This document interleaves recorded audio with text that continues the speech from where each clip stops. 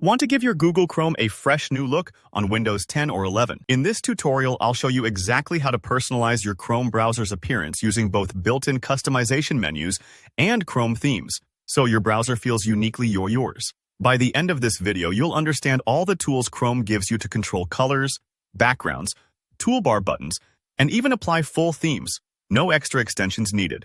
Alright, let's dive in. Now, you might have heard about a Google Chrome UI setting, but in 2025, there's actually no single switch to unlock some secret interface. Instead, Google rolls out design updates automatically, so every user gets the new look in waves. But don't worry, Chrome still gives you a lot of room to make the interface completely your own through customization menus and themes.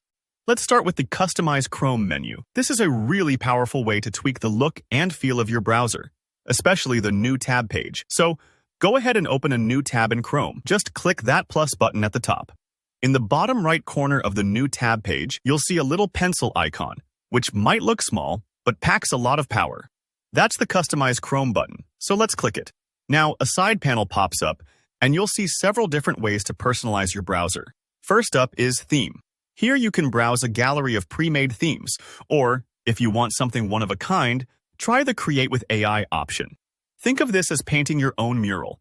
Use AI to generate colors and backgrounds tailored to your mood, interests, or style. This is great if you want your browser to reflect your personality or just change things up with the seasons. Next, you've got Color. Chrome provides a selection of color palettes, ranging from subtle pastels to bold, energetic hues, and you can even set a custom color if you have one in mind. Changing the color isn't just for aesthetics.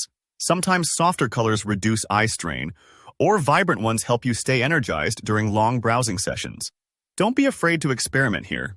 On to Dark Mode. Under this option, you can set Chrome to use a light or dark theme, or simply have it follow your device's settings. Dark Mode is really helpful if you do a lot of nighttime web browsing, or if you just prefer a sleek, modern look. Switching back and forth is instant, so try both and see which feels right. You'll also see Shortcuts in this menu.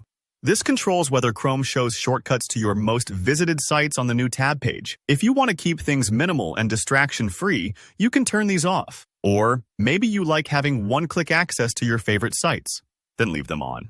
This is a little like arranging your desktop. The goal is to make it work for you and your workflow. A less obvious but really useful option is customizing your toolbar. In the same panel, you can add or remove buttons, like Google Password Manager for easy access, or the reading list if you like to save articles for later. These tweaks help keep your browsing efficient and uncluttered, so spend a moment to decide what's actually helpful for you. If you're looking for an even bigger visual change, let's talk about installing a theme from the Chrome Web Store.